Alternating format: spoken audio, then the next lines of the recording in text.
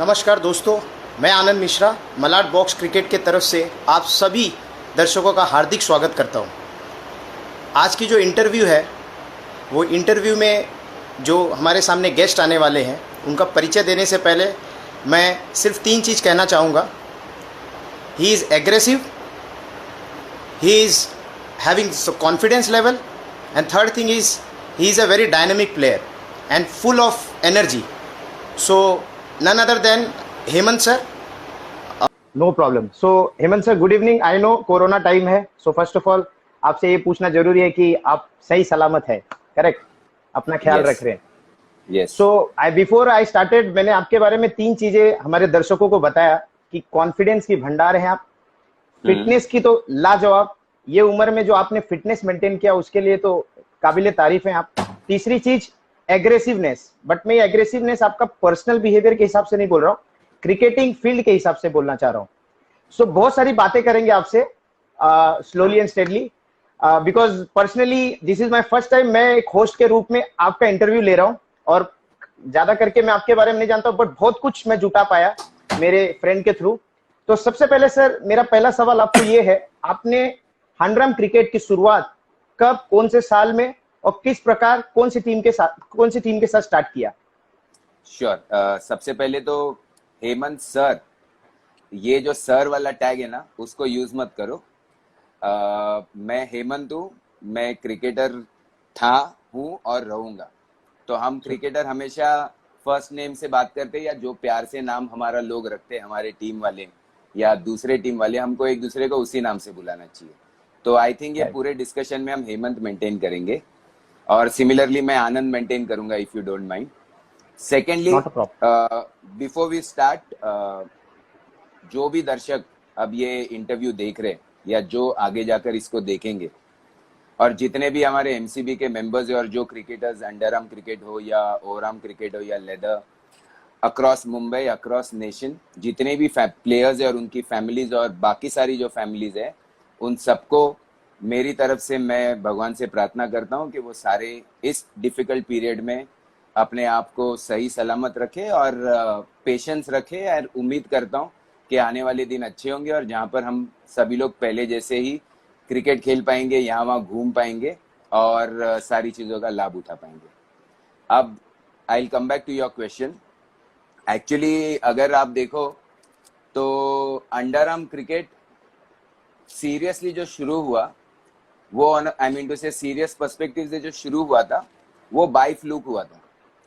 बचपन से ही क्रिकेट खेलता था, वो बात अलग थी, बट ये जो अंडर आर्म बॉक्स क्रिकेट और वो जो पूरा एक अलग ही प्रकार का जो खेल है, वो शुरू हुआ था जैसे कि मैं मेरे एरिया में ऐसे ही कहीं पर घर के काम से जा रहा था, और हमारे यहाँ एक बंदा है। अभी इस पूरे इंटरव्यू में मैं लोगों के नाम, एक्चुअली मैं ऑनेस्टली बहुत से लोगों के एक्चुअली रियल नाम नहीं जानता और पूरे नाम नहीं जानता, इसीलिए मैंने कहा कि जो प्यार से रखे गए नाम है और जो लोग उनको वैसे ही जानते हैं, उन्हीं नाम से ही मैं संबोधित करूंगा। एंड आई होप किसी को इसी चीज पे ऑब्जेक्शन ना होगा जो सुनता होगा उसके नाम पे भी। तो पपिया नाम का एक बंदा है जिसका नाम प्रफुल्ल है, जो मैं जानता हूँ। वो ऐसे ही, उसको कुछ प्लेयर शॉट पड़ रहे थे और वो मैं रास्ते में मिला, तो मुझको बोला कि चल मैच खेलने आ रहा है क्या। और क्रिकेट के हम शौकीन और हमको काफी इंटरेस्ट भी था खेलने में, तो वो मुझे लेकर गया आनंदवाड़ी में। और आनंदवाड़ी में एक टूर्नामेंट था जो कि कुरार विलेज में, और वहाँ पर हमारे लोकेलिटी के कासमबाग के कुछ मिक्स प्लेयर्स थे, और हम लोगों ने वो टूर्नामेंट खेलना शुरू किया। देखते देखते वहाँ पर हम उस टूर्नामेंट के फाइनल में पहुँच गए, और हमारा फाइनल मैच आया वंडर बॉयज के सामने। और हालांकि हम वो फाइनल हार गए, बट जहाँ तक मुझको पता है कि फाइनल हारने के बावजूद भी हमने वहाँ के लोगों का दिल बहुत जीत लिया था, क्योंकि हम एक नई टीम थी। यहाँ तक कि जब हम फील्डिंग कर रहे थे सेकंड थर्ड राउंड में वो टूर्नामेंट के, तो लोग हमको पूछते थे टीम का नाम क्या है, तो हमारी टीम का नाम भी नहीं था, क्योंकि ऐसे ही पकड़कर प्लेयर लेकर गया था पपिया सबको। और तब हम बोल रहे थे कि just because it's a mix side, तो हमने पैकर नाम ऐसे बोल दिया बोलते बोलते, तो लोगों को लगा कि टीम का नाम पैकर है, हालांकि ऐसा कुछ डिसाइडेड था नहीं। और वहां से जो जर्नी शुरू हुई वो चलती रही, और उसके बाद तो ऑफकोर्स मतलब सभी लोग जानते हैं कि हम किस लेवल का क्रिकेट खेले या किस ब्रांड का क्रिकेट खेले। और जैसे तुम अब जस्ट बोल रहे थे कि confidence, aggression and all that, ये सारी चीजें नेचुरली आती थी। और उसी के वजह से आई एम श्योर आज भी हम टिके हुए, आज भी हम उतने फिट है और आज भी हम एक अलग फॉर्म का क्रिकेट भी खेलते हैं, if not under arm cricket, but at least today मैं लेदर बॉल का क्रिकेट खेलता हूँ और एक डिसेंट लेवल का क्रिकेट खेलता हूँ, जहाँ पर हमको लोग थोड़ा बहुत जानते भी है आज के डेट में, और कॉम्पिटिटिव खेलते हैं ऐसा। Absolutely. So thank you so much for sharing so much insight. क्योंकि आपने लेदर बॉल की बात की, मैं जरूर लेदर बॉल के क्रिकेट पे जरूर आऊंगा, मेरे आगे के क्वेश्चंस लेदर बॉल रिलेटेड रहेंगे। बट प्रफुल्ल की आपने बात की, जिन्होंने एक पर्टिकुलर टीम जो पैकर्स के नाम से आप बोल रहे हैं कि जैसे स्टार्ट हुई, बट कासमबाग जैसा एक पर्टिकुलर एरिया बोले कि कासमबाग में जैसे नाइट टूर्नामेंट ऑर्गेनाइज करना है, या कोई मैंने ये भी सुना है कि आप सिर्फ एक ही टीम में हिस्सा नहीं लिया, आपने बहुत सारी अलग अलग टीम में पार्टिसिपेट किया है और अपना परफॉर्मेंस दिया है। In fact correct me if I am wrong, Mangal Murti करके एक टीम थी जिसमें you have played like a captain role, as a leader role, जिसमें वन हैंडेडली आप मैच को पूरे पोजीशन से लेके चले जाते थे और जीता के आते थे वन मैन। तो उसके बारे में कुछ आप दर्शकों को कुछ बताइए। Sure sure. तो जैसे मैंने कहा कि पैकर जो टीम थी, वहां पर मैं सबसे जूनियर प्लेयर रहूंगा, और जिन लोगों के साथ में खेलता था वो लोग पहले से ही काफी अंडर आर्म क्रिकेट खेलते थे। Just to give you a history के कासमबाग ये जो एरिया है वो अपने आप में एक फैक्ट्री है क्रिकेटर्स का, स्पेशली अंडर आर्म क्रिकेटर्स का। और मैं कहूंगा अंडर आर्म क्रिकेटर्स इसलिए क्योंकि हमको जगह की बहुत वहां पर दिक्कत आती थी। छोटा सा एरिया था, बड़े मैदान थे नहीं, हालांकि एक मैदान था बट वहां पर इतना मोहराम खेलते नहीं थे। तो कासमबाग अपने आप में एक फैक्ट्री था क्रिकेटर्स का। तो वहां पर जब मैं ग्रो कर रहा था मेरे टीनेज में, तब यूनिकॉर्न नाम की एक टीम थी और उसी के साथ साथ LPCC नाम की भी एक टीम थी, और इन दोनों टीम्स को मैं हमेशा देखा करता था और वो सारे प्लेयर्स को ऑब्जर्व करता था। तो धीरे धीरे कहीं जाकर ये दोनों टीम के प्लेयर्स अपने अपनी टीम जब फेज आउट होने लगी तो Papiya he could manage to actually get few players together, और इसी तरीके से उसने टीम फॉर्म की। और हमारी ये जो टीम थी ये काफी साल तक मतलब डोमिनेंट रही। और उसके बाद में इसके जब प्लेयर्स फेज आउट होते गए धीरे धीरे, तब बहुत ही मतलब मैं कहूंगा छोटे प्लेयर्स थे उम्र में, उन सबको वापस, इसमें भी प्रफुल्ल था बट तब तक मैं थोड़ा एक डिसेंट लेवल का क्रिकेटर हो गया था पैकर्स में खेल खेल कर, जिसका नाम हमने बाद में, if I am not wrong, Shridarshan रखा था। बाद में हमने टी शर्ट्स वगैरह, एक क्रेज होता है वो उस जमाने में था, टी शर्ट छापना, टी शर्ट पे लोगो रखना, वो क्रेज उस जमाने में, this was in the late 90s, I mean to say late 90s early 2000। तो वो व्हाइट कलर की टी शर्ट छापना और उसमें लोगो रखना टीम का एंड ऑल दैट, वो एक अलग ही क्रेज था। तो उसके बाद धीरे धीरे जब पैकर्स टीम फेज आउट होने लगी, तब हमारे ही लोकेलिटी के जब जैसे छोटे बच्चे थे वो सारे इकट्ठा होने लगे, और उनमें से अच्छे अच्छे बच्चे पिकअप करके हमने मंगल मूर्ति टीम फॉर्म की। दिखने में ये टीम बहुत ही छोटी थी इन टर्म्स ऑफ साइज। सारे प्लेयर्स अगर तुम देखोगे आज भी मुझे लगता है कि वो बच्चे ही दिखते हैं। मैं कभी इनको मिलता हूँ रास्ते में तो मुझे आज भी वो उतने ही बच्चे ही नजर आते कि मेरे लिए वो वैसे ही है अभी भी। और ये टीम जैसे तुम कह रहे थे, ऐसा नहीं था कि मैं सिंगल हैंडेडली टीम को जिताता था। ठीक है कि टीम एक रिस्पेक्ट थी कि टीम जिस डायरेक्शन में हम लेके जाने की कोशिश करते थे या मैच के बारे में हम सोचते थे या किसी पर्टिकुलर प्लेयर के बारे में सोचते थे, वो सारे थॉट्स टीम पिक करती थी और अकॉर्डिंगली उसको एग्जीक्यूट करती थी। बट हमारे उस टीम में बहुत सारे मैच विनर्स भी थे, बट हालांकि मोर देन मैच विनर्स मैंने ये नोटिस किया है कि हम कलेक्टिव एफर्ट्स पे ज्यादा जीते। किसी एक प्लेयर के वजह से हमेशा मैच नहीं जीते, और मेरी वजह से तो हमेशा नहीं जीते। बहुत से प्लेयर्स थे जिनका कंट्रीब्यूशन था, जिसके वजह से आई रिमेम्बर, मतलब तभी की जितनी भी बड़ी बड़ी टीम्स हो, वो ओमकार हो या फॉर दैट मैटर मेरे ख्याल से असल्फा हो या जलसा भी हो, बिकॉज जलसा तभी जस्ट मेरे ख्याल से उभर रही थी वो टीम उस समय पे। जब हम मंगल मूर्ति के एक पीक पे थे तब जलसा भी उभर रही थी। तो वो भी टीम हो, हमने उनको भी हराया, या सम्राट हो या आजाद सीसी हो, ये सारी टीम्स को तभी हमने काफी टफ दिया था। हेमंत, आपने बोला कि एक बच्चे का जिक्र किया आपने, ये मंगल मूर्ति के टीम के हर प्लेयर आज भी आपको एक बच्चे की तरफ लगते हैं। मैंने सुना है, पता नहीं कितना मैं सही हूँ, कि वो टाइम पे आपने किसी एक बच्चे को, यंग प्लेयर को लाया था और उसे मतलब कोई मैच में खिलाया था। लेफ्ट हैंड मतलब ऑफ साइड, लेग साइड में फील्डिंग करते थे, मतलब ऑफ साइड का बॉल हो दूरी का तो ही यूज्ड टू टैकल दैट। तो उसके बारे में जरा लाइट थ्रो करेंगे, वो कौन था यंग बंदा जिसको आपने लाया टीम में? देखिए मुझे वेगली अगर याद आ रहा है कि हमारे टीम में जो बेस्ट प्लेयर्स थे इन टर्म्स ऑफ फील्डिंग, तो वो दो भाई थे, जुड़वा भाई। उन दोनों की फील्डिंग बहुत ही लाजवाब थी। तो ऐसे था कि वो दोनों का आप कोई भी पोजीशन में रखो, वो लोग सबसे पहले उनका रिफ्लेक्सेस बहुत क्विक था, और वो लोग छोटी उम्र में ही बहुत जल्दी पिकअप कर चुके थे और बैट्समैन का शॉट एंटिसिपेट करते थे। और यही दो भाई होंगे वो जो मेरे हिसाब से जो क्रिटिकल पोजीशन होती है स्वीप, क्योंकि तभी बैट्समैन बॉलर्स डिफिकल्ट हो तो स्वीप ज्यादातर खेलते थे बॉक्स में, और ये लोग उनको एंटिसिपेट करके ये बॉल्स रोकते थे। और हमारी टीम एक्चुअली जानी भी जाती थी प्राइमरीली फील्डिंग की वजह से। तो अगर हमारी टीम का स्ट्रेंथ अगर आप देखो तब तो फील्डिंग, बैटिंग और फिर बॉलिंग आता था। तो हमारे बॉलिंग में जो मंगल मूर्ति की बात कर रहा हूँ, पैकर्स में तो बहुत ही मतलब लाजवाब बॉलर्स थे। तो मंगल मूर्ति के जो बॉलर्स थे हमारे, वो डिसेंट बॉलर्स थे, जो स्टम्प टू स्टम्प और 6 बॉल डालने वाले मैक्सिमम, बट उनको फील्डिंग के वजह से हम बहुत अच्छा उनमें निखर आती थी, ऐसे था। हेमंत, तो आपने एक स्वीप बोर्ड का यूज किया, स्वीप बोर्ड का। मैंने सुना है कि आप ही एक ऐसे प्लेयर थे जो सिंगल हैंड से हाँ, लेफ्ट राइट स्वीप, ये इन्हीं मतलब ये इनोवेटिव एक्चुअली बोलते हैं ना, ट्रेडमार्क होता है। ये कहाँ से आपने सीखा? कुछ नहीं, एक्चुअली दर्शकों को क्या था, बताइए इसके बारे मेरे लिए स्वीप है ना काफी डिफिकल्ट था। हो सकता है कि मेरा बॉडी थोड़ा स्टिफ हो, मैं जिम विम करता था तभी हार्डकोर, तो मुझको बाकी लोगों जैसे स्विप और बॉल का लेंथ पिकअप करने नहीं होता था दोनों हाथ से। लेकिन एक बार ऐसे ही प्रैक्टिस करते वक्त मैंने नोटिस किया कि जब मैं सिंगल हैंड से स्विप कर रहा था तो बॉल पे जो रीच होती थी मेरी, वो बहुत ही आसानी से होती थी, और मुझे ऐसे लगता था मैं दोनों तरफ बहुत ही कन्वीनियंटली खेल पा रहा था तब। और इसीलिए मेरा वो जो वीकनेस था कि दोनों हाथ से मैं स्वीप नहीं कर सकता था, उसको कहीं पर ओवरकम करने के लिए मैंने ये सिंगल हैंड शुरू किया, और वो टू एन एक्सटेंट थोड़ा सक्सेसफुल भी हुआ। तो बहुत क्रिशियल सिचुएशन में भी मैंने बहुत बार वो सिंगल हैंड स्वीप, रिवर्स और रेगुलर स्वीप मारना शुरू किया था। बट मुझे पता नहीं वो ट्रेडमार्क हुआ नहीं हुआ, लोगों ने नोटिस किया तो I am happy. But yes, वो सिंगल हैंड स्वीप एक्चुअली में मेरे शॉर्टकमिंग्स ओवरकम करने के लिए था, ऐसे था। करेक्ट। सो हेमंत, आपने फिर से एक वर्ड यूज किया, क्रूशियल।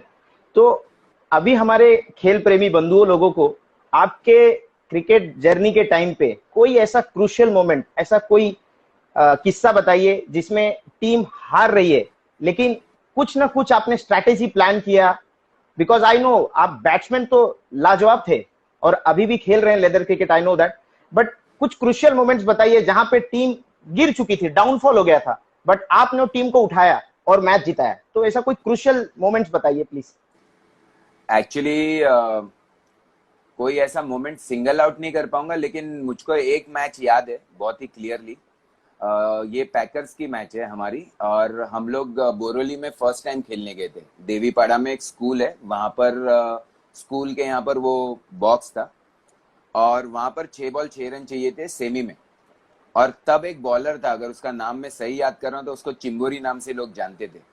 और 6 बॉल 6 रन चाहिए था, और तब मैं बैटिंग पे था, और मैंने 6 के 6 बॉल उसको टैप मारे थे, हर एक बॉल सिंगल के लिए टैप मारा था।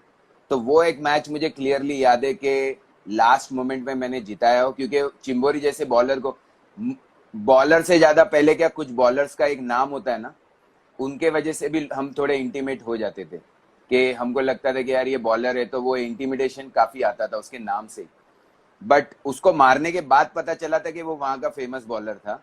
शायद मारने के पहले उसका नाम पता चलता या उसके बारे में पता चलता तो मुझे नहीं लगता कि इतना कॉन्फिडेंटली उसको 6 बॉल 6 टैप मार सकता था। और किसी बॉलर को ऐसे सिचुएशन में 6 के 6 बॉल टैप मारना in itself speaks about lot of patience और कंपोजर। वरना नॉर्मली हम हमेशा स्टेप आउट होकर यहाँ वहां मारते, बट वो एक मैच थी जहां पर ये पॉसिबल हुआ। करेक्ट। आपने एक और वर्ड यूज किया जिसका, इंटिमिडेट। सो मैंने सुना है कि जब भी आप क्रिकेटिंग ग्राउंड में रहते थे, be non striker on the other end and you are on the striker end, मैंने सुना है वो एक गाना है, कुछ तो लोग कहेंगे लोगों का काम है कहना छोड़ो बेकार की बातें।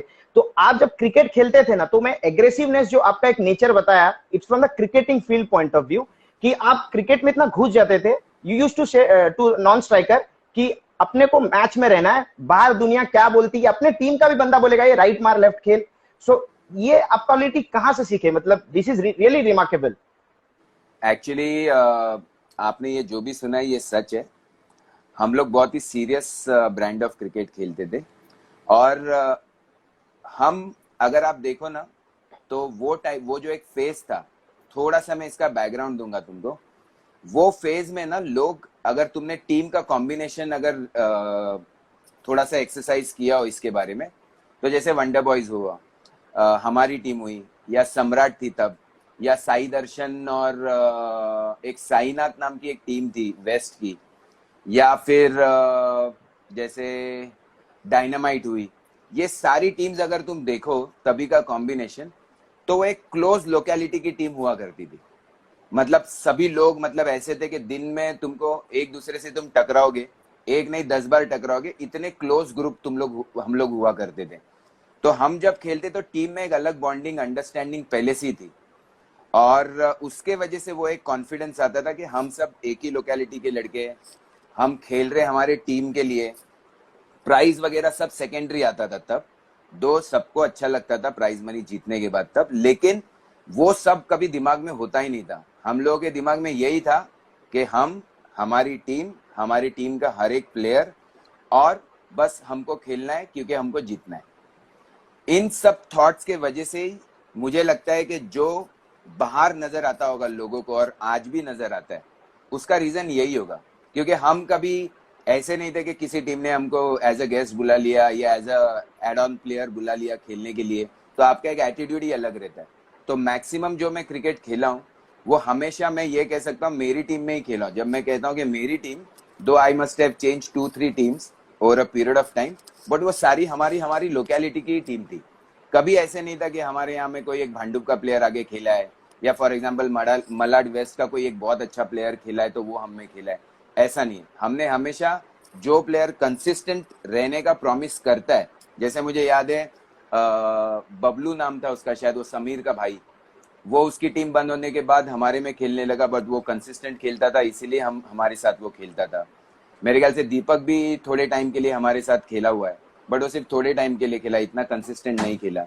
तो हम हमेशा यही देखते थे कि पहले लोग हमारे लोकेलिटी के हो, दूसरा जो भी बाहर का अगर हमको जरूरत होती है कि over a period of time player short पड़ रहे, बट वो कंसिस्टेंट हो तो ही हम खिला देते। तो मुझे लगता है वो लॉयल्टी फैक्टर और वो प्राइड फैक्टर जो होता है ना, अपने टीम के नाम के लिए खेलना, उसी के वजह से ये सारा एग्रेशन या कंपैशन या जो भी था एटीट्यूड, वो बाय डिफॉल्ट आता था। Super super to great to know that.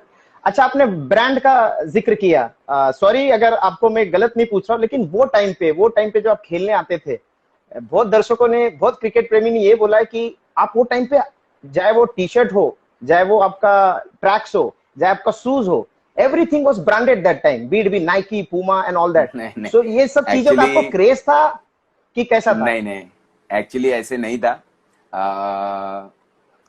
मेरे ख्याल से ब्रांड तो मैंने पहली बार पहना होगा इन 2007-2008, और तब तो हम स्लीपर में खेलते थे। हाँ, लेटर स्टेजेस में अभी कैसे होता है कि 2008 में क्रिकेट खेल खेल के पैरों में थोड़ा सा परेशानी हो जाती है, मतलब पैर भी जवाब देने लगते हैं, तो उनके प्रोटेक्शन के लिए हम जूते पहनने लगे। वरना मेरे ख्याल से अंडर आर्म का पूरा करियर स्लीपर्स में ही खेला हूं मैं, इनफैक्ट शूज में खेलने नहीं होता था, ऐसे था। और वो टाइम पे ब्रांड मतलब हमारे लिए बहुत दूर की बात होती थी। हो सकता है कि ये जो हम कहते हैं ना कि ओजी है कि या नल्ला है या वॉटेवर, तो वैसा कोई पहना हो तो बात अलग है। हाँ, लेकिन ऐसा कुछ नहीं था। हाँ, अभी जो क्रिकेट हम खेलते हैं उसमें by default of course because we play leather cricket, तो उसमें टीम के जर्सीज प्रॉपर ये सब होना वो मैंडेटरी है फॉर द गेम टुडे, इसीलिए हम पहनते। बट ऐसा कभी सोच समझ कर ब्रांड पहनना ये नहीं, क्योंकि तभी हम अफोर्ड भी नहीं कर पाते थे ये सब चीजें। Good good. सो आपने जैसा ये कहा कि आपने सिर्फ ना एक ही टीम से खेला, बाकी बहुत सारी टीम में खेला। अब बहुत सारी टीम में आपने खेला, एक जो लॉयल्टी की बात की आपने, लॉयल्टी, कंसिस्टेंसी, भले वो टीम में आप खेलते थे, दो उसके कैप्टन या बोल सकते हैं उनका जो फाइनेंसर वो कोई अलग होते थे, बट वहां पे भी मैं देखता था दूसरे टीम में भी आप एज अ कैप्टन का रोल करते, दो इवन नॉट अ कैप्टन। तो उसके पीछे क्या राज है? मतलब you used to consider that team as well as my team, और हाउ? यस। देखो, मैं एक चीज जो कि बहुत क्रूशियल है, जो मैं जीवन में ऐसे अपने आप ही फॉलो करता हूँ और जो मैं हमेशा सबको बोलता हूँ, B it cricket, B it your work, B it your exercise, B it your family, या हमारे दोस्त या आसपास के लोग, अगर हम उस प्रोसेस में जेन्युइनली रिस्पेक्ट करते उस गेम की, उस इंसान की, या उस पर्टिकुलर चीज की जिसमें हम इन्वॉल्व है, तो बाय डिफॉल्ट वो प्रोसेस हमको रिस्पेक्ट करता है। जैसे अगर इन शॉर्ट में अगर ये मैं कहूँ कि अगर मैं क्रिकेट का रिस्पेक्ट करूँ तो क्रिकेट मुझे कहीं ना कहीं पर रिस्पेक्ट देगा। और वही रीजन है कि आज भी हम इतना बढ़िया क्रिकेट खेलते हैं, इतना कॉम्पिटिटिव क्रिकेट खेलते हैं, कहीं पर भी वो शॉर्टकट्स या कनिंगनेस दिमाग में होती तो मुझे नहीं लगता कि आज भी इतना कॉन्फिडेंटली मैं क्रिकेट खेल पाता। इसीलिए तब भी और आज भी मैं लोगों को एक ही चीज बोलता हूँ, क्रिकेट हम किसमें भी खेले, जब भी खेले, हमको पूरे दिल से खेलना चाहिए। कहीं पर भी ये नहीं सोचना चाहिए कि मैं आज इसमें खेल रहा हूँ या उसमें खेल रहा हूँ। हमको उस पर्टिकुलर मोमेंट में 100% देना चाहिए और तभी हमको उसके रिवॉर्ड्स मिलते। और आज अगर लोगों ने ये ऑब्जर्व किया है तो I am grateful to them, क्योंकि मैंने कभी जाकर किसी को ये बात बोली नहीं थी कि मैं बहुत ही दिल से खेलता हूँ या एटीट्यूड से खेलता हूँ या एग्रेशन से खेलता हूँ। लोगों ने उसको पॉजिटिवली लिया और उसको नोटिस किया है। तो I think I was to an extent successful to actually share that message with all the viewers and all the players around. Absolutely. आपने वर्क और होम की बात की, करेक्ट? मतलब होम और वर्क, तो आप मुझे बताइए, जब आप वो समय पे खेल रहे थे तो ये वर्क और होम इसको कैसे मैनेज करते थे? मतलब होम में आपकी फैमिली आपको सपोर्ट करती थी, एनकरेज करती थी, मोटिवेट करती थी, जाओ खेलो बिंदास, और वर्क वो टाइम पे अगर आप कोई काम करते थे तो how used to balance between the cricket, work and home? Honestly speaking, family से तो फुल सपोर्ट था। I am still a pampered child.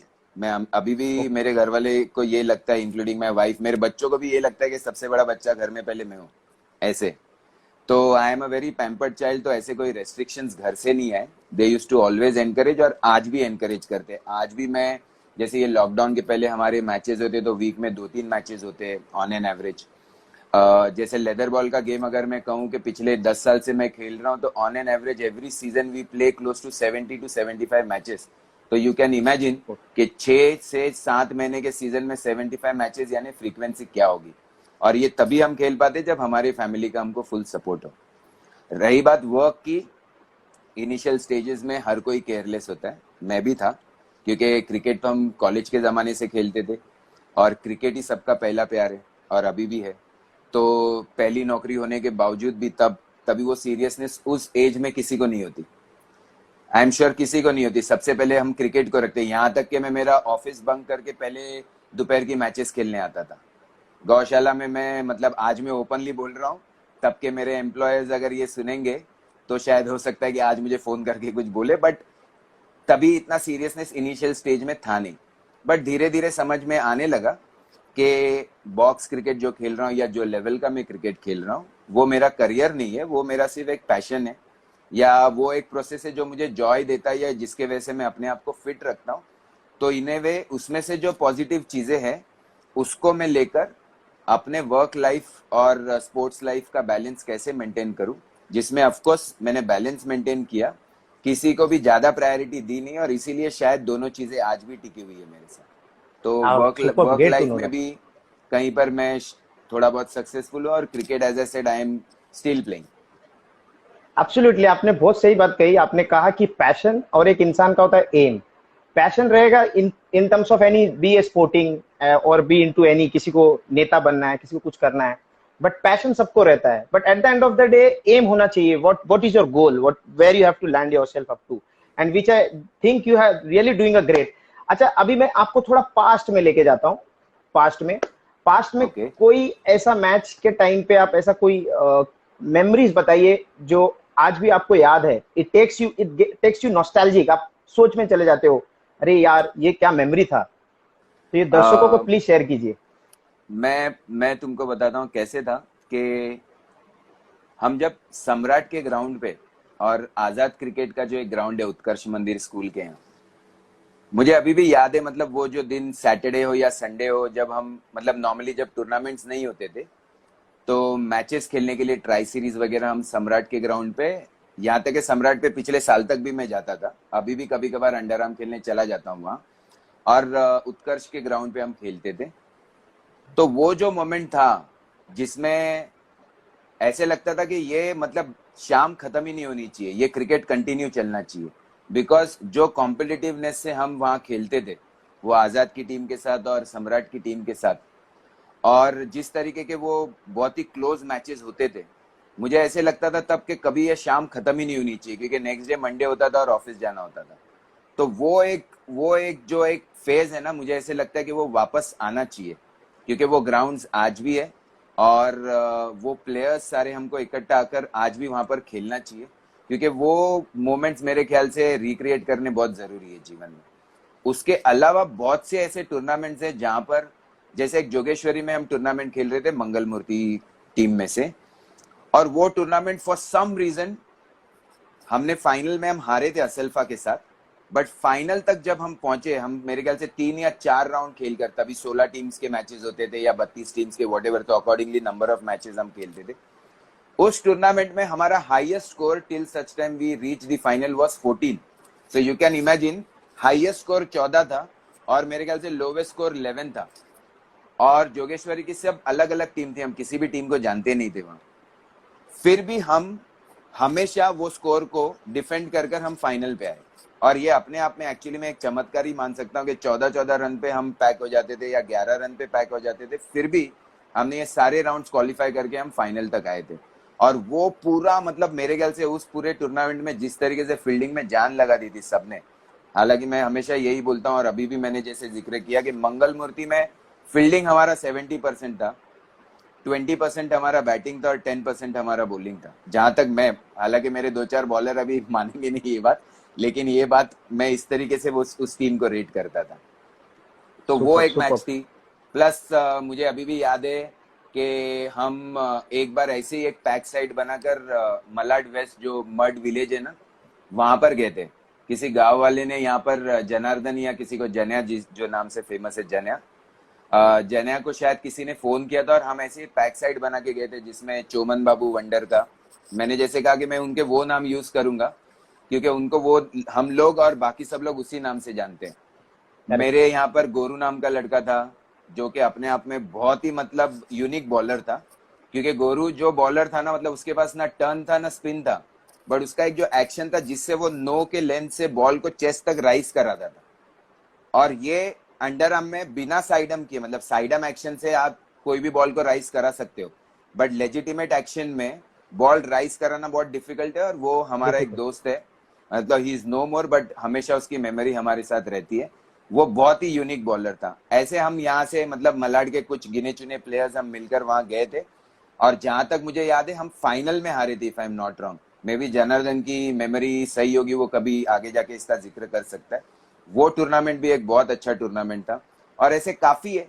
जैसे मुझे याद है कि, और ऑफ कोर्स आनंदवाड़ी का ग्राउंड और वो फर्स्ट टूर्नामेंट में कभी नहीं भूल सकता कि वहीं से शुरुआत हुई है मेरे पूरे अंडर आर्म क्रिकेट जर्नी की। फिर उसी के पास में एक ग्राउंड था जहां पर हम लोगों ने ओमकार को फाइनल में हराया था, मंगल मूर्ति टीम ने। तो ऐसे बहुत मेमोरीज है। और हमारी टीम, जैसे मैंने बोला, कोई स्टार प्लेयर की टीम नहीं थी, हम बस छोटे बच्चे एक साथ खेलते थे, टीम के लिए खेलते थे, किसी को देख के लगता भी नहीं था कि ये टीम किसी को हरा सकती है।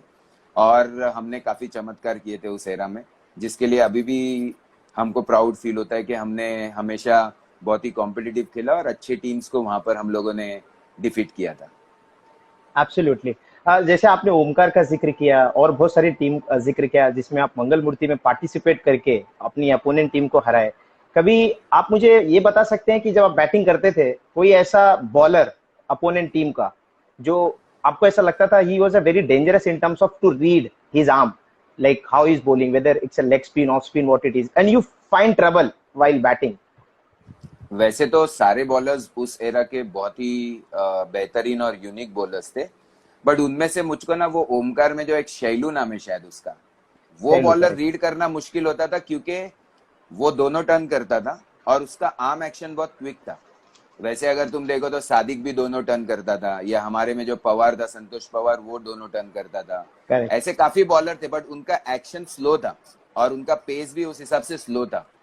जैसे चोमन बाबू बहुत अच्छा बॉलर था, बट वो लेग स्पिन ज्यादा डालता था, तो हमको पता था कि एक ही टर्न डाल रहे हैं या वो टप्पे पे खिलाएगा, वॉटेवर। जैसे वंडर बॉयज के और भी बॉलर थे या डायनामाइट के बॉलर्स थे, उनका आर्म एक्शन या रिस्ट एक्शन था ना, वो एटलीस्ट रीड कर पाते थे। बट वो शैलू का जो है वो एक्शन में कभी रीड नहीं कर पाया, तो उसको तो मैं एक्चुअली में देखा जाएगा तो बहुत अंधाधुनी खेलता था, मतलब उसके टप्पे पे या ऐसे आड़ा टेढ़ा खेलना वही बेहतर था उसको। सो हेमंत, कोई ऐसा पल या क्षण बताइए जिसमें आप टीम को जिताया बरोबर, लेकिन आप इमोशनल हो गए। I am saying emotional sad way में नहीं, एकदम हैप्पी वे में। मतलब आपको लग रहा था कि अरे यार मैं जिता नहीं सकता, तो इट वाज लाइक अ मतलब जो सैडनेस भले होगा but it would be a smiley kind of sadness. तो उसके बारे में कोई बताए, ऐसा कोई क्षण है, ऐसा कोई पल है? एक्चुअली इमोशंस देखो, since we were quite compassionate ना, तो इमोशंस बाय डिफॉल्ट होते थे और दोनों तरीके के इमोशंस होते थे। उसमें तीसरा इमोशंस अगर हम डाले तो वो एग्रेशन वाला इमोशन तो हमेशा ही होता था। करेक्ट। किसी भी टीम के करेक्ट। साथ खेलो, वो जो बॉक्स है हमारा, उस बॉक्स के अंदर कोई भी हो, वो इमोशंस अलग प्रकार के होते थे। ऑनेस्टली स्पीकिंग, ऐसा कोई मैच नहीं है कि जो जीतने या हारने के बाद, इनफैक्ट मैं उल्टा बोलूंगा, हारने के बाद रात की नींद खराब हो जाती थी, वो बात तो अलग थी। मतलब अभी सैटरडे नाइट को हम निकले, संडे दिन भर खेले, और अगर कोई क्रुशियल मैच हारे तो संडे की नींद तो खराब ही थी। और उसके ऊपर डिस्कशन मेरे एरिया में जो हम कॉमन प्लेयर्स थे टीम के, हम लोग मिलकर जब खड़े रहते थे और वही पूरा मैचेस डिस्कस करते थे, तो आसपास के लोग हमारे पास में भी नहीं आते थे, क्योंकि उनको लगता था हम पागल है, दिन भर वही मैचेस। फिर जैसे नेक्स्ट वीक आएगा, नेक्स्ट वीक के बाद अगर फाइनल मार लिया तो वो मैचेस का डिस्कशन। तो एवरी सैटरडे हमारे डिस्कशंस और इमोशंस चेंज होते रहते थे। लोगों को पता भी नहीं चलता था कि आज ये वेडनेसडे के दिन झगड़ा क्यों कर रहे हैं, क्योंकि हम वो इसलिए झगड़ा करते थे कि पहली वाली गलतियां जो थी उस मैचेस के ऊपर, वो तभी भी झगड़े चलते थे। तो जब तक नई टूर्नामेंट शुरू नहीं होती तब तक उसके इमोशंस तो कैरी फॉरवर्ड होते थे, फिर वो मे बी जीतने के हो या हारने के हो। तो इतने हम पागल थे क्रिकेट के पीछे, तो ऐसे था। करेक्ट। वो टाइम पे जब अनरम खेलते थे तो मैं तीन चीज पूछूंगा। According to you, who was your best bowler? It can be your team also और opponent team also. Best batsman, best bowler and best fielder at that particular era when you played underarm cricket. देखो, मैं actually बोलूँ तो उस era में जब हम खेलते थे, मतलब वो वंडर बॉयज, डायनामाइट, हमारी टीम, और सम्राट, आजाद, ये जितनी भी टीम्स है, या साई दर्शन एंड ऑल, उसमें हर टीम में 2 से 3 बेहतरीन बैट्समैन हुआ करते थे। और किसी को भी पिक एंड चूज करना, और मैं I don't want to be politically correct, वैसा मैं हूं नहीं, जो भी है मैं क्लियर ही बोलने वालों में से हूं।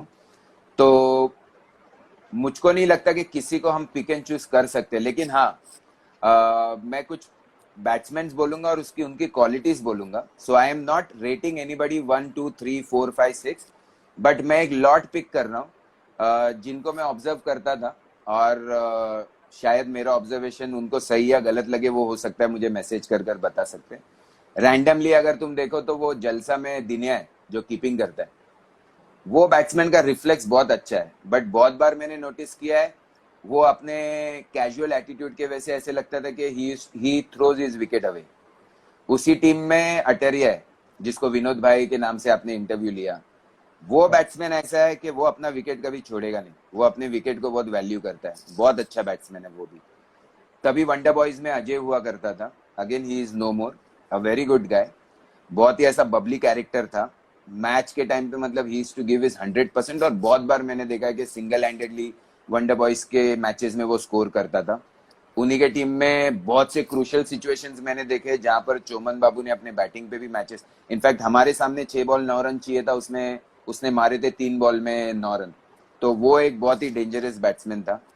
वैसे और अगर बैट्समैन की बात करूं तो हर्षल एक है जो मेरे ख्याल से आनंदवाड़ी में रहता है, अभी कहाँ रहता है पता नहीं। वो एक बैट्समैन, बहुत ही क्लियर बैट्समैन था। फिर अजय जो आजाद टीम का जो बैट्समैन है, वो बहुत डिफिकल्ट बैट्समैन था बॉलिंग करने के लिए, क्योंकि उसके पास बहुत रेंज ऑफ शॉट्स थे, लेट खेलता था, अटैकिंग खेलता था, उसका फुटवर्क भी बहुत अच्छा था। उन्हीं के टीम में प्रकाश है, प्रकाश भी बहुत ही स्ट्रेट बैट्समैन था, मतलब ज्यादा टाइम पास नहीं, वो उसका अटैकिंग शॉट्स खेलता था। उसके अलावा अगर तुम देखो तो मेरे ख्याल से हमारी टीम में भी डैनी करके एक प्लेयर है जो कीपिंग करता था, उसका भी एक यूनिक स्टाइल था, वो भी बहुत ही कड़क, मतलब किसी को लगेगा नहीं, वो उसका हाइट मेरे ख्याल से मैंने कभी ध्यान नहीं दिया, बट उसका हाइट 4 साढ़े 4 फुट का होगा। और वो लड़का जिस करेज से खेलता था, मतलब हमको, मैंने देखा है कि 70 to 80% ऑफ द टाइम जब भी वो ओपन करेगा तो पहले 3 बॉल में वो 1 4 क्लियर करता था, वो उसका रिकॉर्ड था।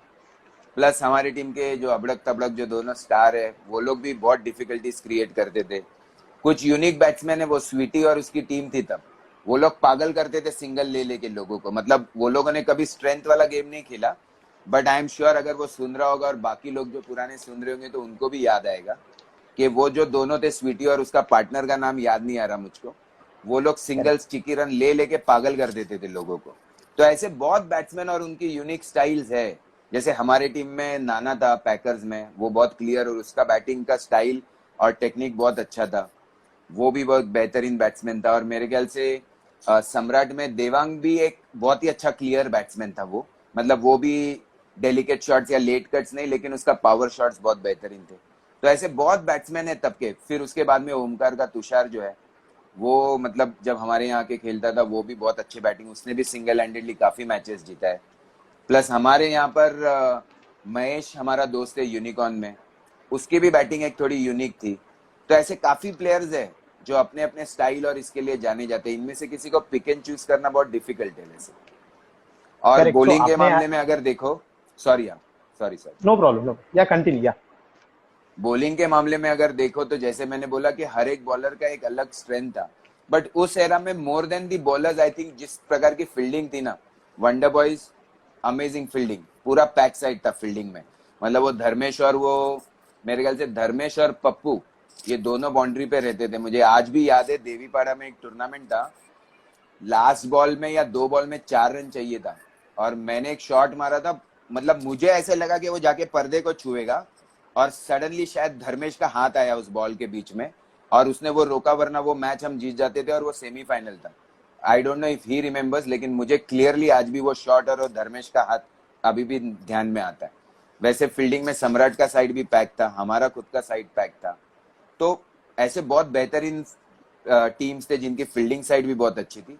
Bowlers as I said, coming back to bowling, सारे बॉलर्स डिसेंट थे बट फील्डिंग के वजह से वो बहुत निखरते थे। बट हमारे में जो रमेश वाघ था, जिसको हम वाघ या रम्या जो भी नाम से वो जाना जाता है, उसने 2 से 3 साल लोगों को पागल कर दिया था। मतलब उसकी एक्शन ही किसी को समझ में नहीं आती थी कि कान के यहाँ से बॉल छोड़ता है या कमर के यहाँ से बॉल छोड़ता है या कब छोड़ता है। उसने बहुत लोगों को पागल कर दिया था और उसको देखने के लिए तो एक क्रेज था उस जमाने में। फिर हमारे यहाँ डब्बू एक उभर कर आया था बॉलर, जो आज भी क्रिकेट खेलता है, उसने काफी अपना नाम भी बनाया। अटेरिया भी बहुत अच्छा बॉलिंग डालता है फॉर दैट मैटर। भूषण है ये इनका जलसा का, उसका भी बॉलिंग अच्छा है। और मुझको खुशी है कि ये सब लड़के लोग आज ऑल ओवर मुंबई या मुंबई के बाहर भी जाते होंगे खेलने, पता नहीं क्योंकि मैं इतना ट्रैक नहीं रखता। बट इतने बड़े बड़े टूर्नामेंट्स में, जना का इंटरव्यू सुन रहा था, कोई 35 लाख का टूर्नामेंट था वो जो खेला।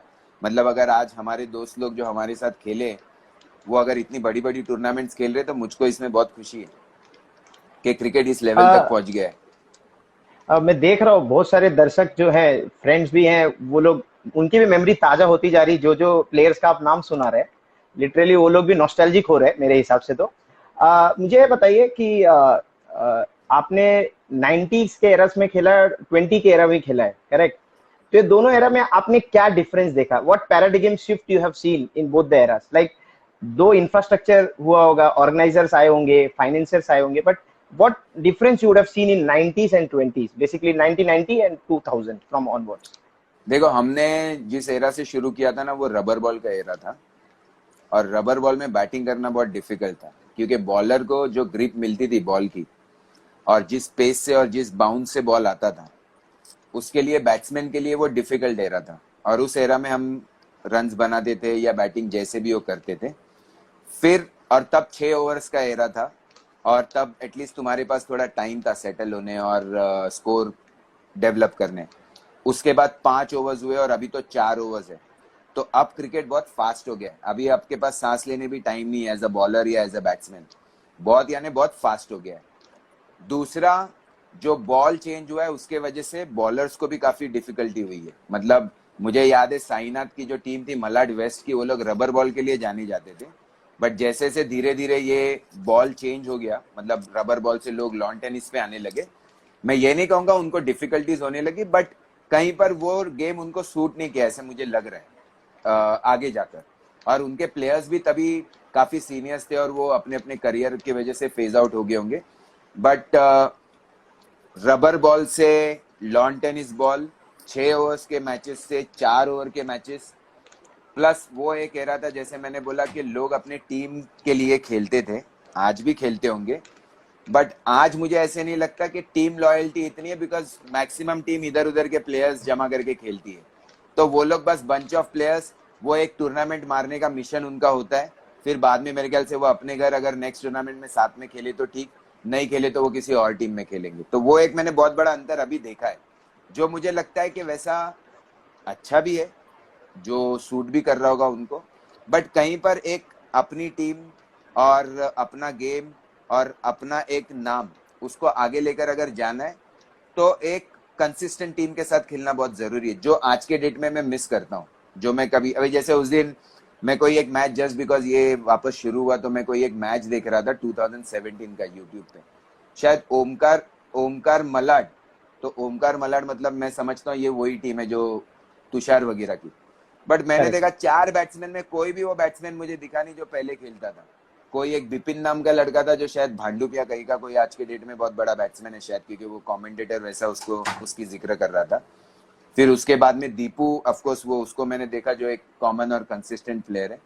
The point I am trying to make here is कि मैंने ऑफ कोर्स गेम के पेस में चेंज देखा, और मैंने गेम में वो टीम फॉर्मेशन और टीम लॉयल्टी और वो जो एक रहता ना एक अपनी टीम का बिलोंगिंगनेस, उसमें भी चेंज देखा। इसीलिए कहीं पर मुझे ऐसे लगता है कि शायद उस तरीके के इमोशंस अभी रहे नहीं गेम में, ऐसे मुझे लगता है। मतलब आई मे बी रॉन्ग, सभी प्लेयर्स अपने Absolutely, दिलो जान से absolutely. खेलते होंगे, Even बट वो correct. पैशन मुझे नजर नहीं आता अभी, वो टीम का वो Correct. इमोशंस मुझे नजर नहीं आता। Even I am also agree on this part because what I have seen, अभी players पूरे scattered हो गए. As you have हाँ, rightly mentioned, Deepu sometimes plays in Asalfa, Deepu sometimes play in Omkar. So there are bunch of name players. They are just not playing for the. They are just playing for the tournament, not playing for themselves or not playing for the consistency for the particular team. तो ये lack है. आपने बहुत valid point इधर बोला. इसको Coming back to sorry I am interjecting, इसका reason ये भी हो सकता है कि जैसे अभी मैं आज भी क्रिकेट खेलता हूँ, आज भी मैं अंडर आर्म खेलता हूँ, अभी बस 6 महीने पहले ही एक टूर्नामेंट खेला था मलाड में। हो सकता है कि जो पहले की टीम्स हो उनके प्लेयर्स अब कंसिस्टेंट नहीं हो, कोई कोई प्लेयर्स भी बिखर जाते, कोई अब्रॉड चला जाता है, कोई अपने करियर के लिए कुछ और टाइम नहीं दे पाता। उसके रीजंस वो भी हो सकते हैं कि जस्ट बिकॉज उनकी टीम नहीं होती इसीलिए उनको खेलने का शौक है, तो हो सकता है वो किसी और टीम में खेलते हो, बट कंसिस्टेंटली मैंने देखा है कि लोग हमेशा बहुत स्कैटर्ड रहते हैं। तो रीजंस बहुत हो सकते हैं, और मैं किसी को जज नहीं करना चाहूंगा इसमें कि लोग ऐसा डिसीजन क्यों लेते, बट जो मैंने ऑब्जर्व किया वो जस्ट मैंने बोला ऐसा। करेक्ट। सो मैं देखते जा रहा हूँ, कुछ कुछ क्वेश्चंस भी आ रहे हैं। Few questions I will take because इतना टाइम नहीं रहता है कि मैं सबका क्वेश्चंस लूं। तो फ्यू क्वेश्चंस आए थे जो इन बिटवीन आए, जो मुझे एक जन ने पूछा है जिनका नाम है प्रशांत तांबे। उन्होंने बोला कि यू यूज्ड टू बोल साइडम इन द ताड़ी वाला कंपाउंड। सो उसके बारे में कुछ बताएंगे, इनको रोशनी डालेंगे, इनके सवाल के जवाब देंगे। एक्चुअली देखो, सबसे पहले तो क्या है, जब भी मैं बॉलिंग पे आता था ना तो अपोनेंट को कितना टेंशन होता था मुझे पता नहीं, बट मैं एक चीज बहुत ही मतलब दिल से बोलता हूँ, मेरी टीम को बहुत टेंशन होता था कि मेरे 6 बॉल बराबर गिरेंगे कि नहीं गिरेंगे। मैं ले लेता था ओवर अपने कॉन्फिडेंस पे, बट मेरी टीम को बिल्कुल कॉन्फिडेंस नहीं होता था। ये मैं जानता हूँ, भले कोई बोलता नहीं होगा मुझको, बट मुझे पता है कि दिल में उनको पता है कि हेमंत बॉलर नहीं है, बट वी आर क्रिकेटर्स, कभी टाइम पे जरूरत पड़ी तो अपने को हाथ घुमाना पड़ता है। तो हुआ क्या था कि पहले कैसे था, बहुत ही क्लीन एक्शन का गेम था। जैसे मैंने बोला कि बहुत से बॉलर्स थे जिनका काफी क्लीन एक्शन है, बहुत ही सिंपल एक्शन है, बट फिर भी उनके बॉलिंग में काफी यूनिकनेस था। फिर एक टाइम आया कि मतलब इस चीज का कोई लिमिट ही नहीं था। हमारे बॉलर्स बहुत ही क्लीन एक्शन में डालते थे, बट सामने मैंने देखा कि लोग लिटरली ओवरआर्म डालते थे। तो फिर मैंने सोचा कि अगर ऐसा चल रहा है तो हम भी कोशिश करते। बस उसी कोशिश में उस टूर्नामेंट में मैंने शुरू किया और मैंने वो साइड आर्म, और सक्सेसफुल भी हुआ, क्योंकि अगर सिर्फ ऊपर से फेंकना ही है तो हम भी फेंक सकते हैं, और हमने वैसे शुरू किया, और बस इसीलिए मे भी लोगों ने नोटिस किया होगा। और बहुत मेरे ख्याल से थोड़े लिमिट तक मैं सक्सेसफुल भी रहा साइड आर्म में, वरना मैं अपने आप को बॉलर बिल्कुल नहीं मानता अंडर आर्म का। तो शायद तांबे में भी उस मैच का या उस इंसिडेंट का जिक्र कर रहा होगा। करेक्ट। अच्छा, ये सवाल मैं पूछना चाहूंगा कि ये जो फिलहाल मलाड बॉक्स क्रिकेट ने जो ये पर्टिकुलर इनिशिएटिव स्टार्ट किया है, जो लेजेंडरी प्लेयर्स हैं, जो उनके टाइम के best batsman and all that, इनको एक साथ जोड़ने का, इस पे आपका कुछ बता सकते हैं आप, क्या कहना चाहेंगे इस इनिशिएटिव के बारे में? सबसे पहले तो देखो, जिन जिन प्लेयर्स को तुम लोगों ने लेजेंडरी बोलकर टैग किया है उसके ऊपर मुझे कोई क्वेश्चन नहीं है, बट मुझे एज ए लेजेंड बोलकर टैग किया है ना, तो मेरी रिक्वेस्ट है कि मैं कोई लेजेंड प्लेयर नहीं हूँ। मैं अपने आप में एक क्रिकेटर हूँ जिसने मे बी कंट्रीब्यूट किया होगा अपनी टीम में, या ये जो बॉक्स के मैचेस होते थे, या ये ओवरऑल ब्रांड ऑफ क्रिकेट है उसमें। आई am not a legend, very honestly.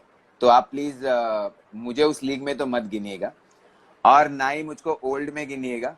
You can happily consider me as a new age player, because आज भी वो जो एक एज है खेलने की और वो जो कॉम्पिटिटिवनेस है वो आज भी मैं बरकरार रखता हूँ। तो you can consider me, at least मेरे लिए मैं बोल रहा हूँ, you can consider me as a player from the new lot.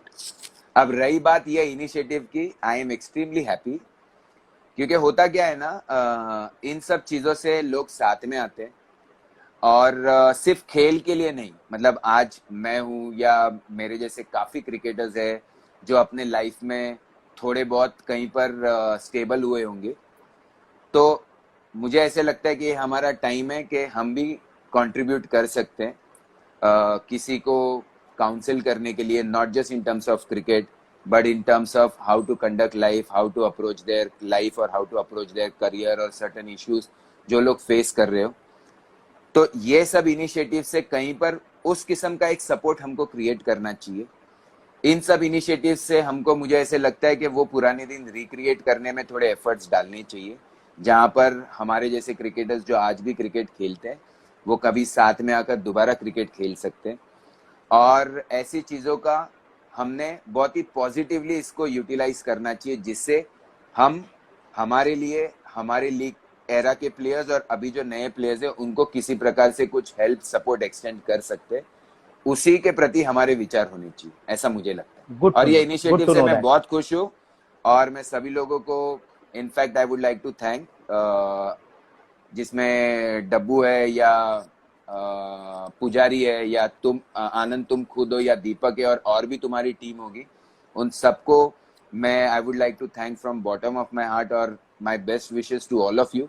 इसको कंटिन्यू करो, इसको इंटैक्ट रखो, और सबसे इम्पोर्टेंट, इसमें पॉलिटिकल एंगल आने मत दो। पॉलिटिकल एंगल एज इन आज 150-200 बच्चे या हम प्लेयर्स सारे एक ग्रुप पर है, हर कोई कहीं ना कहीं पर कनेक्टेड होता है इन टर्म्स ऑफ पॉलिटिकल पार्टी, समझते हो ना, जितने भी पार्टीज है। तो मुझे ऐसा लगता है इस ग्रुप को न्यूट्रल रखो, सपोर्ट हर किसी से लो, बट इसको किसी पॉलिटिकल पार्टी या पॉलिटिकल इशू का एक एंगल मत दो, वरना इसका पूरा जो एक एसेंस है ना, या जो पूरी मजा है ना, वो निकल जाएगी। ऐसा करेक्ट। तो इसको सिर्फ क्रिकेट ही रहने दो और बॉक्स क्रिकेट ही रहने दो, यही मेरा कहना है। करेक्ट। इनफैक्ट मेरे को चैट पे मैसेजेस आ रहे हैं कि इंस्टाग्राम में there is some restriction from the time constraint, कि मेरे को तो 50 मिनट्स दिखा रहा है, but they are saying 55 minutes हो गया। I can check, the timing is 50 minutes, so they are saying to save the video because it is very crucial for them, because the way you have interacted, not only you talked about your professional life, but you have talked about how to live life, how to be very happy in such kind of tough situation also. So probably if in case I'm ending this video right now, so that I can start the part 2, and that would be not so much, it would be just an extension one, just for 15 minutes, 20 minutes, just to conclude myself. Not a problem. Just so to conclude myself. We can continue. So we are discontinuing this episode now, no? Yes, we are discontinuing this episode as per their inputs, because it's showing 51 minutes, but how come they are showing save karo? Let me do that. I can also read some messages now. प्रशांत तांबे लिख रहा है save करो। प्रशांत तांबे भी बहुत अच्छा batsman है। मतलब मैंने देखा जब हम क्रिकेट, मतलब हम बॉक्स क्रिकेट से बाहर निकल रहे थे, ये बंदा बहुत इसको खेलता। Yeah, hi, welcome back. Yeah, hi. Yeah, so thank you. So part 1 is saved, fortunately, because the moment of speaking with a person like you, ऐसा कभी हो ही नहीं सकता कि ऐसे क्षण कहीं डिलीट हो जाए।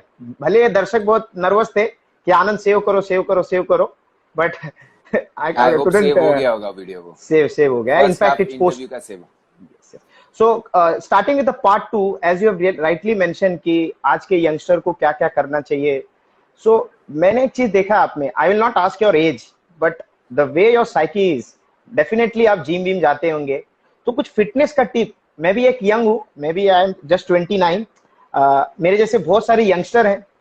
सो फिटनेस का कुछ टिप्स दीजिए, मतलब यंगस्टर को, एंड इनफैक्ट आज के जो आपके टाइम के प्लेयर जो आज भी करेंटली बॉक्स में खेल रहे हैं, उनको भी कुछ टिप्स दीजिए। बहुत लोग ऐसे होंगे जिनके पेट पेट स्टमक बाहर आ गए होंगे, तो उनको जरा कुछ ऐसा टिप्स दीजिए ताकि उनको अच्छा लगे कि हाँ, ऐसा करने से सच में वेट लॉस हो सकता है, और ये लॉकडाउन का ये लोग सच में पालन करेंगे अगर आप कुछ बेहतरीन टिप्स देंगे इनको तो। Sure sure. First and foremost, मुझे कोई एतराज नहीं है मेरा एज शेयर करने में। आई एम 78 बॉर्न, तो मैं अभी 42 ईयर्स का हूँ। यही अगस्त में 42 ईयर्स कंप्लीट करूंगा। तो एज छुपाने में ऐसे कोई मतलब मुझको कोई भी प्रॉब्लम नहीं है। सेकेंडली, मैं फिटनेस को एक पैशन के जरिए देखता हूँ। और वाई फिटनेस, अगर तुम देखो तो फिटनेस एक्चुअली हमारा कैरेक्टर है ना, उसको प्रोजेक्ट करता है। जो इंसान फिट होता है ना, वो अपने आप में डिसिप्लिन होता है। और अगर आप डिसिप्लिन हो ऑन योर ओन, तो बाय डिफॉल्ट आपका ये जो क्या कहते हैं इसको, माइंडसेट, वो माइंडसेट को आप सिर्फ खेलने में यूज नहीं करते, आपके करेक्ट। काम में, आपके फैमिली को संभालने में, और अपने आप को आसपास कंडक्ट करने में, इन सब चीजों में इसका बाय डिफॉल्ट इस्तेमाल होता है। तो फिटनेस सिर्फ क्रिकेट या फिटनेस सिर्फ स्पोर्ट्स या फिटनेस सिर्फ अच्छा दिखने के लिए वहां तक नहीं होता। फिटनेस एक्चुअली बाय डिफॉल्ट आपको डिसिप्लिन बनाता है। और अगर आप डिसिप्लिन हो तो लाइफ के बाकी जो हिस्से होते हैं, जैसे मैंने बोला, आपका करियर, आपका घर, आपकी फैमिली, इन सब चीजों को बहुत हेल्प करता है। And that is why correct. Fitness. अब करेक्ट। हम फिट कैसे रह सकते हैं? फिटनेस एक्चुअली जैसे तुम देखो तो बहुत से लोगों ने बहुत सी चीजें बोली है, बट मैं बहुत ही सिंपल फंडा यूज करता हूँ फिटनेस में। एक तो अपना जो माइंड होता है ना, उस माइंड को हमको क्लियर रखना होता है। तो सबसे पहले जो माइंड में जेलसी, इनसिक्योरिटी, ये जो थॉट्स होते हैं ना, फिर वो करेक्ट। भले किसी प्लेयर के अगेंस्ट हो या पड़ोसी के अगेंस्ट हो या किसी के भी अगेंस्ट हो, मतलब लाइफ में ये जो थॉट्स आते हैं दिमाग में, इन सब करेक्ट। चीजों से दूर रहना चाहिए। जितना अपना करेक्ट। दिमाग शांत होता है ना, उतना हमको नींद शांत आती है। तो करेक्ट। नींद जो है वो फिटनेस में सबसे इंपॉर्टेंट है। पहले मैं सबसे आसान करेक्ट। चीज बताता हूँ। हर किसी को सोना पसंद है ना, तो अगर हम दिन में 8 घंटा सोते या 6 घंटा प्रॉपरली टाइम पर सोते, तो वो हमारे सेहत के लिए सबसे इंपॉर्टेंट है। दूसरा, अगर हम घर का खाना और अच्छी चीजें अगर हम डाइट में फॉलो करते हैं और एक अच्छे प्रपोर्शन में उसको फॉलो करते हैं, तो वो भी हमको अच्छा हेल्थ मेंटेन करने में हेल्प करती है। और सबसे इंपॉर्टेंट, जब हम कोई फिजिकल एक्टिविटी करते हैं, तो फिटनेस के लिए जरूरी नहीं है कि हमको जाकर वेट ही उठानी है, ये करना है। अगर हम क्रिकेट खेलते, अगर हमने 2 घंटा प्रैक्टिस भी कर लिया, तो उसमें भी फिजिकल एक्सर्शन होता है, तो वो भी एक प्रकार का एक एक्सरसाइज है। अगर हम दिन में आधा घंटा रनिंग कर ले या स्टेप्स क्लाइम कर ले या पुशअप्स कर ले या क्रंचेस कर ले, ये 6-7 बेसिक अगर एक्सरसाइज भी हम करते हैं ना, तो बाकी जो 2 इंपॉर्टेंट पॉइंट्स मैंने बोले, उनके कॉम्बिनेशन में हर कोई फिट रह सकता है। और मैं भी वही फॉलो करता हूँ। शांति से सोना, क्योंकि अपने दिमाग में कोई नेगेटिव थॉट्स या जेलसी या इनसिक्योरिटी रखने में कोई मतलब नहीं होता। इन सब चीजों का इफेक्ट अपने पर और अपने फैमिली पर भी आता है। दूसरा, अगर हम घर का खाना खाए, प्रॉपरली खाना खाए, अच्छी चीजों का एक्सपीरियंस करें खाने में, वो सबसे इंपॉर्टेंट है। और वापस एक बार तीसरा, अगर हम बेसिक एक्सरसाइज भी कर ले तो बहुत इंपॉर्टेंट है। ये 3 चीजों का कॉम्बिनेशन, कोई भी एज हो, आप 50 साल के हो या आप 15 साल के हो, अगर आप ये फॉलो करोगे, तो आपका जो लॉन्जिविटी होता है इन टर्म्स ऑफ योर परफॉर्मेंस, वो बढ़ने के चांसेस काफी होते हैं। तो अगर मैं 55 साल की उम्र में अगर मुझे क्रिकेट खेलना है, उसके लिए मुझे अभी से मेहनत करनी होगी इन सब चीजों को फॉलो करने के लिए। तभी मैं 55 साल का जब रहूंगा तब मैं खेल सकता हूँ, क्योंकि हमारे आसपास ऐसे लोग हैं जो लेदर क्रिकेट खेलते, जिनकी एज 50-56 है, और आज भी वो 20 ओवर की पूरी मैच खेलते। तो उनको देखकर मुझे ऐसे लगता है कि इट इज पॉसिबल। और मेरी इच्छा है कि मैं 55 साल की उम्र तक भी क्रिकेट खेलते रहूं। आपने लॉन्जिविटी का वर्ड का यूज किया, दो आई कैन अंडरस्टैंड आपने 100 क्रिकेट छोड़ दिया। मैंने initial start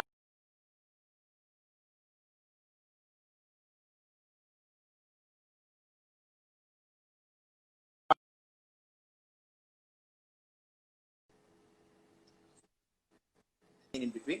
So Okay. leather में जितना energy, stamina लगता है, in fact what I understood, so leather में भी आपको longevity maintain करना चाहते हैं because you have to wear pads, you have to run, you have to do some kind of initial warm up and all.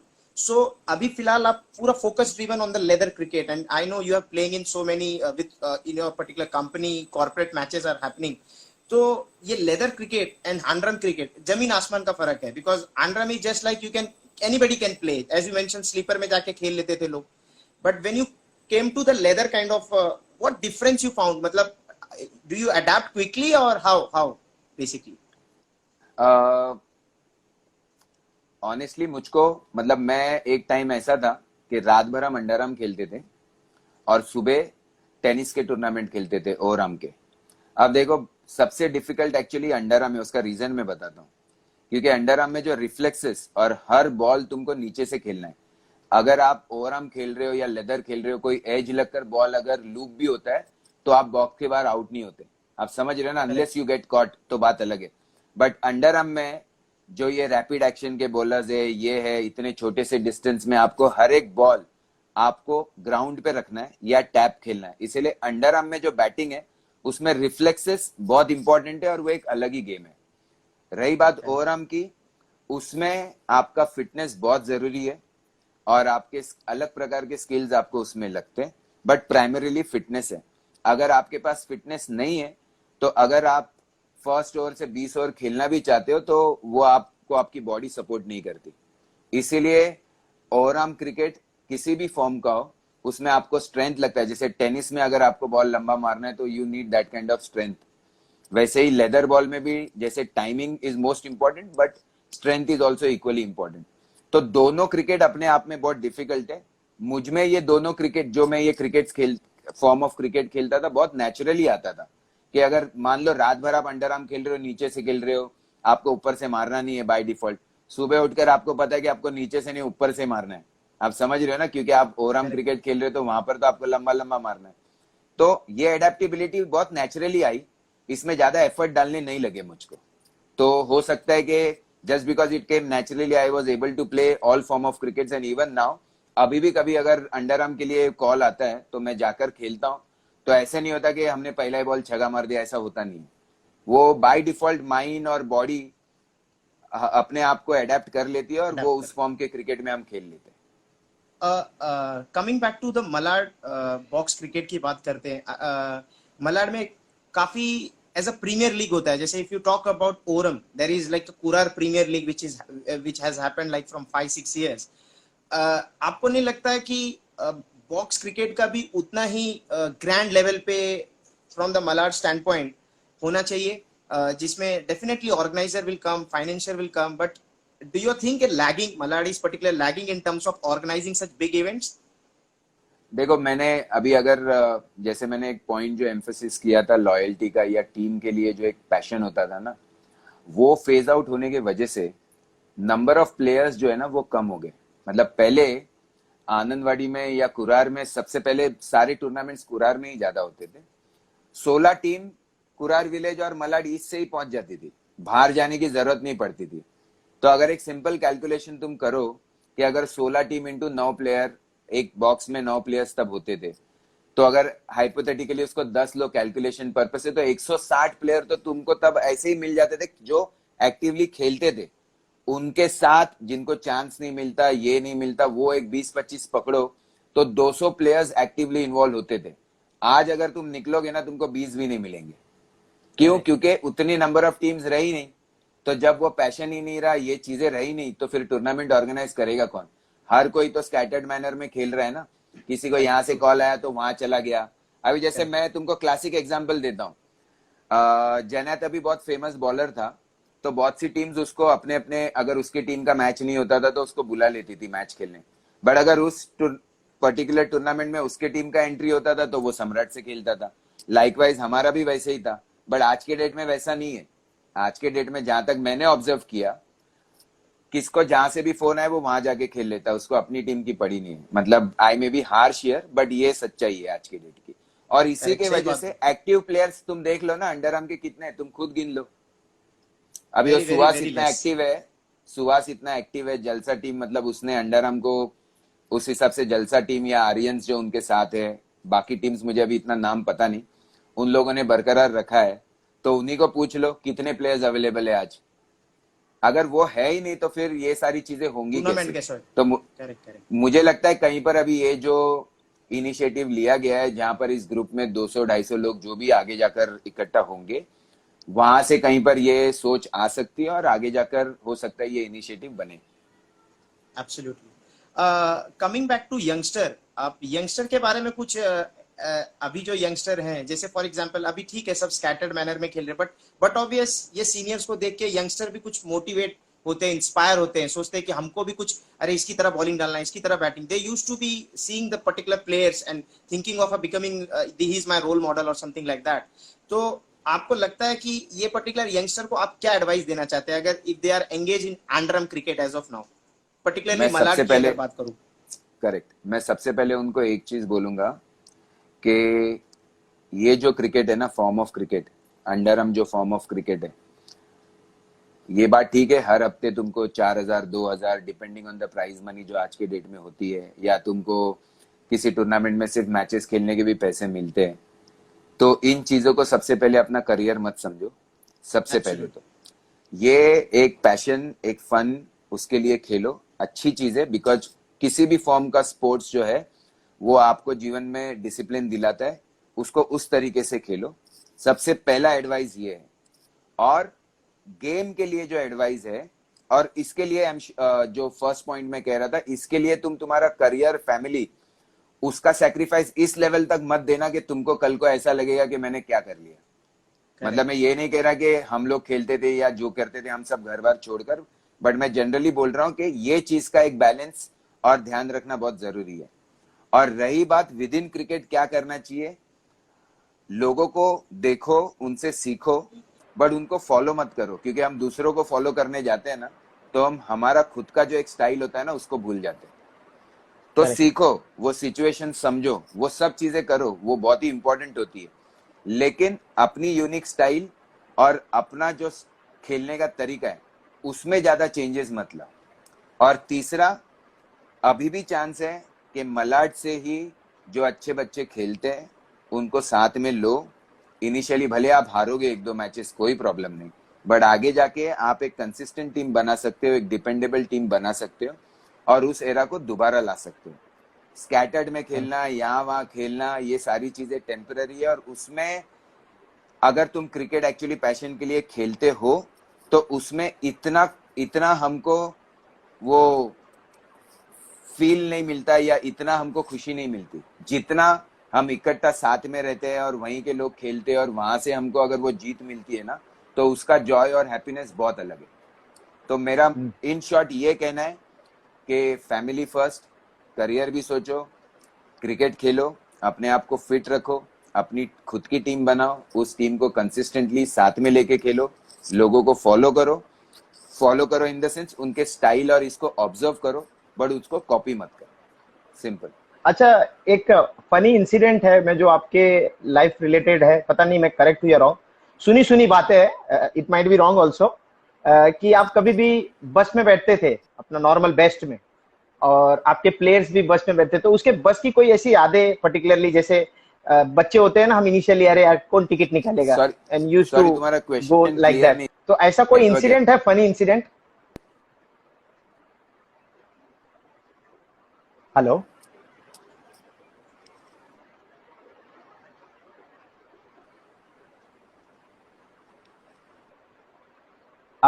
I'm audible? I'm audible? I'll reiterate the question network के again. अभी भी थोड़ी दिक्कत है। No problem. I'll reiterate my question again. आवाज आ रही है हाँ, मेरी? या प्लीज सुनी सुनी, हाँ आप सुनी सुनी क्लियर। बातें हैं, हाँ आवाज आ रही है ना? सुनी सुनी बातें हैं, पता नहीं कितनी सही है।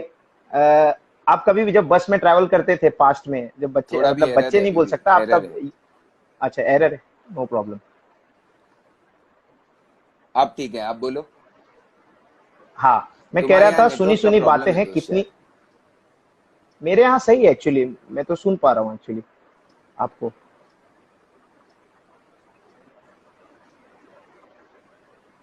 अभी आ रही है आवाज मेरी आपको? हाँ अब मेरी clear। आवाज आ रही है आपको? क्लियर है ना?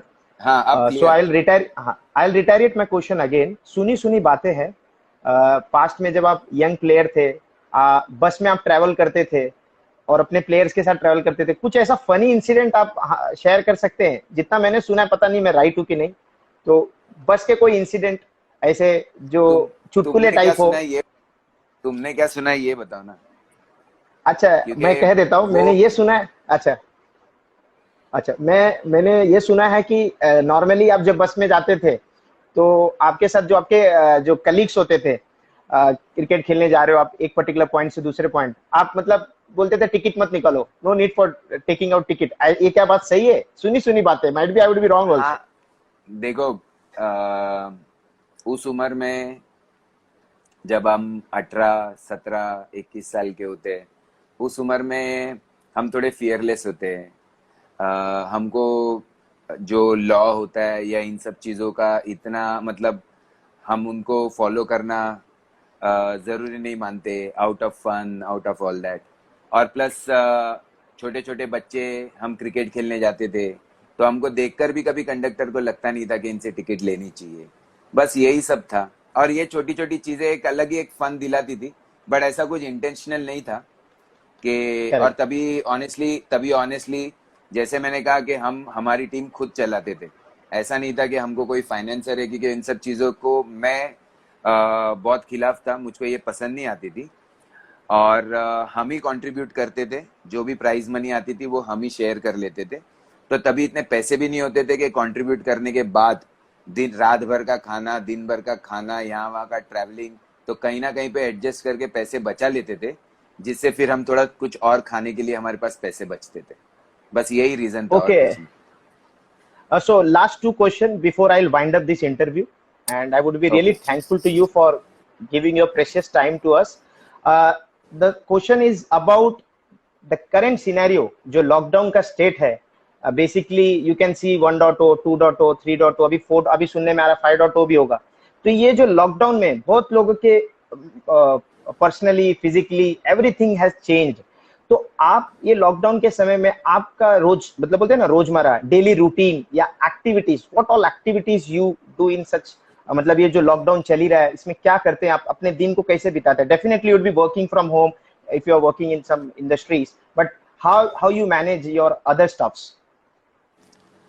सबसे पहले जो कि बहुत ही की है इस पर्टिकुलर डिफिकल्ट सिचुएशन को टैकल करने का, वो है that you have to be very patient. क्योंकि जब आपको पता है कि कोई चीज़ आपके कंट्रोल में नहीं है और आप बिना वजह उसके वजह से परेशान होंगे, तो आप खुद को और हानि पहुंचाएंगे। तो सबसे पहले परिवार के हर एक सदस्य को ये एक चीज समझनी चाहिए। जब मैं परिवार बोल रहा हूँ तो मेरा खुद का फैमिली, तुम्हारा, हर कोई जो ये देख रहा है अभी इंटरव्यू या आगे जाके देखेगा, या जो लोग भी ऑल अक्रॉस द नेशन इस पर्टिकुलर फेज में अब है, सबसे इंपॉर्टेंट है that we need to be extremely patient. We need to understand that there are things which are not in our control, so we have to accept this the way they are coming across. Third, we have to keep ourselves as positive as possible. Fourth, अब वो दिन नहीं है कि हम कुछ लंबे का सोच सकते हैं कि फ्यूचर में क्या होगा, फ्यूचर में क्या होगा। अब हमको स्टेप बाय स्टेप लेना चाहिए कि हाँ, नेक्स्ट 15 डेज, जैसे अभी तुमने बोला lockdown 1, 2, 3, 4 whatever, so these phases are in the period of extending in the period of 15-20 days. तो हमको हर ये 15-20 दिन कैसे चेंजेस आ रहे हैं, क्या आ रहा है, इस तरीके से इन फेजेस को लेना चाहिए। सबसे इंपॉर्टेंट ये एक लार्ज मैसेज है, और उसके बाद उसके आगे का सोचना चाहिए। अब मैं अपना दिन कैसे गुजारता हूँ, मेरे दिमाग में यही सब चीजें सबसे पहले होती है। और कहीं पर मुझे ऐसे लगता है कि ये एक टाइम मिला है जहां पर हम फैमिली के साथ वो बिता सकते हैं।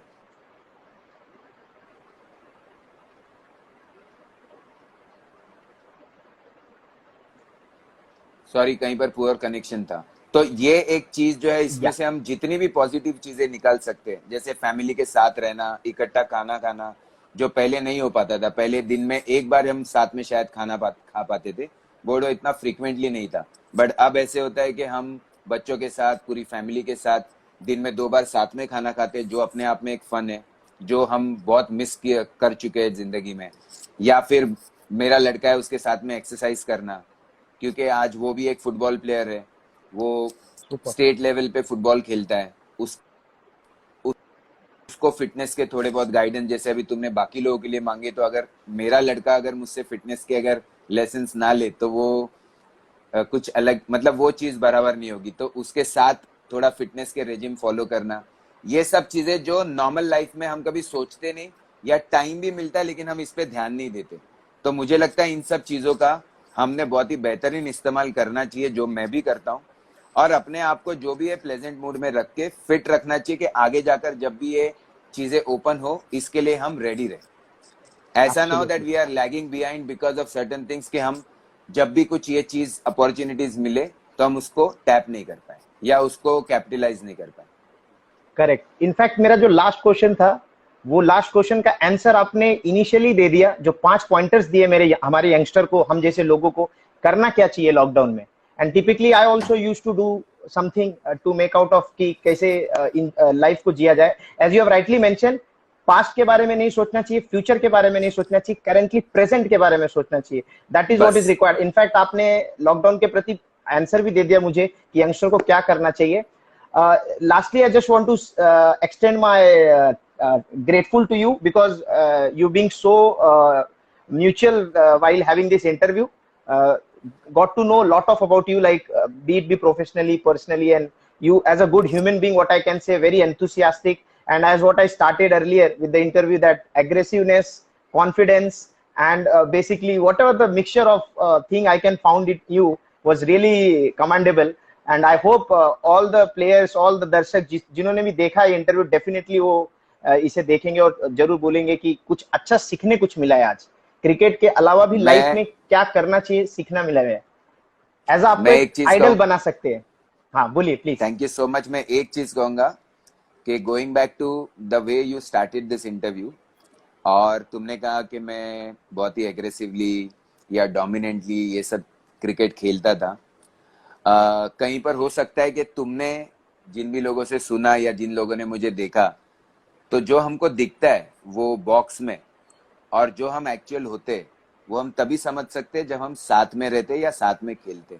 तो जैसे अब तुमने मेरे साथ ये 1 घंटा या 1.5 घंटा जो भी बातें की, तो तुमको पता चला होगा कि सिर्फ एग्रेशन, सिर्फ डोमिनेंस, समझ रहे हो ना, वही हम नहीं है। वो उस गेम के लिए, उस सिचुएशन के लिए इंपॉर्टेंट होता है, इसीलिए हम अपने आप को वैसा प्रोजेक्ट करते। बट उसके बाद हम बहुत ही नॉर्मल, और जैसे तुमने बोला कि बहुत ही अच्छे गुड ह्यूमन बीइंग, वो हम हैं, और वैसे ही हम अपने आप को कंडक्ट करते। So on behalf of Malad Box Cricket, I really want to say thank you so much for giving your crucial time to us, and definitely बोलते ना हम वापस भी कनेक्ट कर सकेंगे डेफिनेटली, और बहुत सारी चीजें आपके बारे में जानेंगे। एंड होपफुली आप अपना ख्याल रखें, stay safe, stay home, blessed always. Thank you, you too, thank you so much. Thank you so much, thanks, bye, yeah bye. Bye.